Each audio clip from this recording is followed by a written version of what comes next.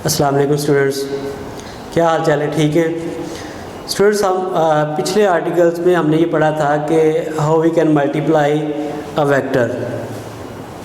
Students, vector को multiply करते वक्त होता ये है कि जब हम किसी वेक्टर को मल्टीप्लाई करते हैं तो उसका मैग्नीट्यूड बढ़ जाता है और वो वेक्टर ही रहता है।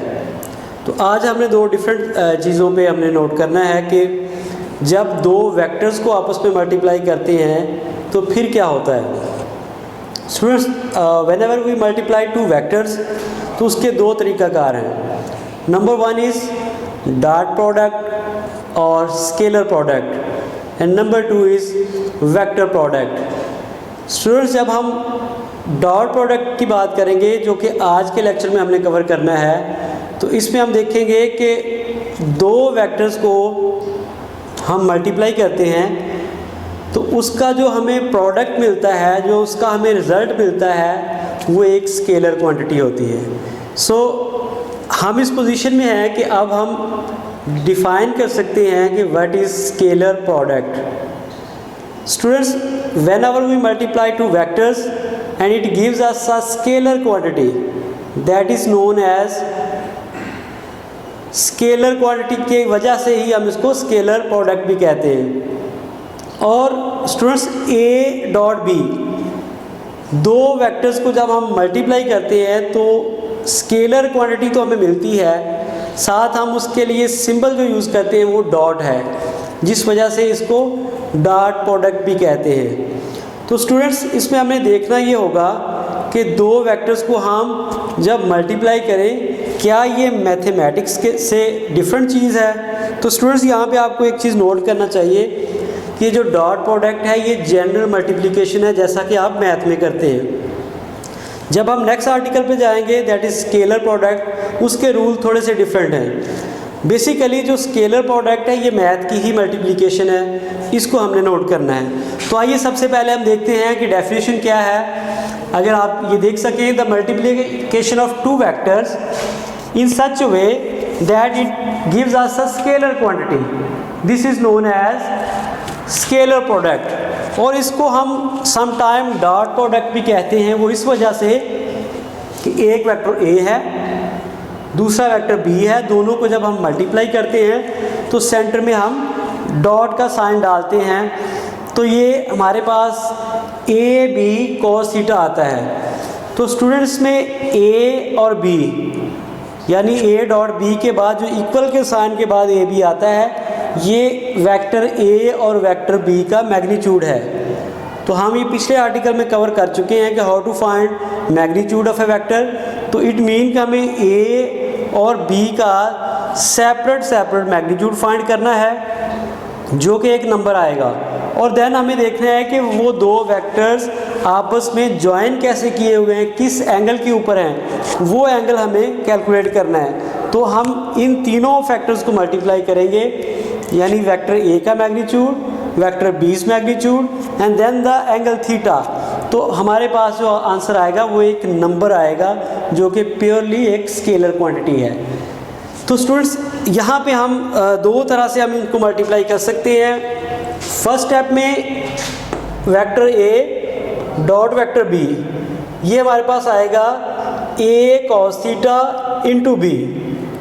इसका मतलब है कि जैसे यहाँ पे हमने ऊपर वाले में देखा ए बी cos थीटा, तो ये स्केलर क्वांटिटी है। स्केलर क्वांटिटी का मतलब ऐसे कि 2 मल्टीप्लाई बाई 3 मल्टीप्लाई बाई 4, अगर आप इनका ऑर्डर चेंज भी कर दें तो आंसर सेम रहता है। यानी ये स्केलर क्वांटिटी की एक खूबी है कि अगर आप इनका ऑर्डर चेंज भी करें रिजल्ट सेम रहता है। तो इट मीन यहाँ पे आप ए बी cos थीटा लिख लें, बी ए cos थीटा लिख दें, या इनका ऑर्डर आप चेंज कर लें तो आपके पास आंसर चेंज नहीं होगा।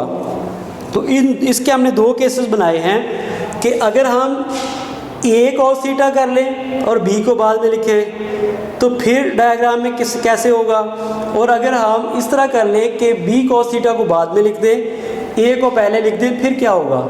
तो स्टूडेंट्स, ये हैं दो वेक्टर्स, एक ग्रीन कलर में है जो कि बी वेक्टर है और एक आपको रेड कलर में नज़र आ रहा है, ये ए वेक्टर है। ये दोनों किसी एंगल थीटा से एक दूसरे के साथ कोइंसाइड है, एक दूसरे के साथ अटैच्ड हैं। हमें ये देखना है कि अब इनको हम मल्टीप्लाई कैसे करेंगे। तो फार्मूला से तो a dot B is equal to A cos theta B. अब यहाँ पे a कॉस थीटा क्या चीज़ है, ये बात समझने वाली है। हम स्टूडेंट्स क्या करेंगे कि वेक्टर a का प्रोजेक्शन देखेंगे वेक्टर b के ऊपर, यानी इस वेक्टर से हम यहाँ पे आल्टीट्यूड नीचे लेके आएंगे, तो ये जितनी लेंथ यहाँ तक बनेगी ये a cos थीटा बनेगी, यानी वेक्टर a का प्रोजेक्शन होगा ऑन वेक्टर b, और इसको हम a cos थीटा लिखते हैं। तो इट मीन कि अगर हम ये थीटा यानी a का मैग्नीट्यूड हम मेजर करेंगे और थीटा जो है वो कैलकुलेट कर देंगे, तो हमारे पास a cos थीटा की लेंथ आ जाएगी। तो उसको हम फार्मूला में फिट करेंगे तो हमारे पास आंसर निकल आएगा।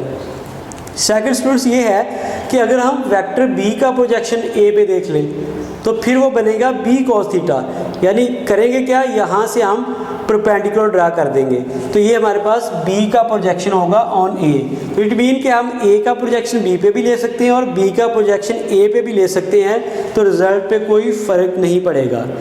तो स्टूडेंट्स ये है multiplication of a vector which is termed as scalar product. Students इसकी आगे 3 एग्जांपल्स हैं कॉमन जो हमारे पास एग्जांपल्स आती हैं, मैथ में भी आप वो यूज़ करते हैं और आम तौर पे फिज़िक्स में।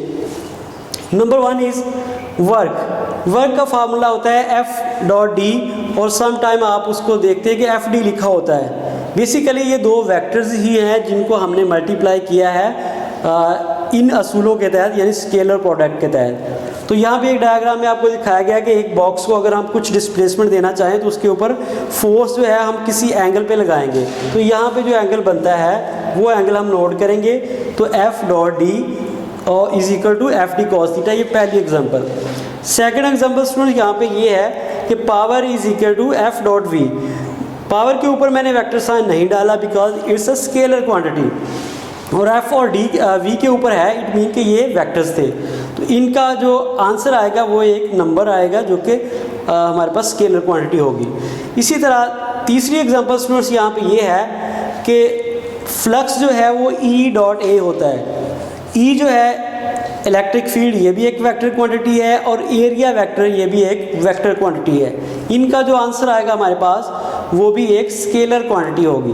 तो these are 3 examples of scalar product. Students जब हम कल आएंगे तो इसी लेक्चर की हम देखेंगे कि what are the characteristics of scalar product, उसकी कुछ ख़ास खूबियाँ हैं 5, वो हम कल देखेंगे।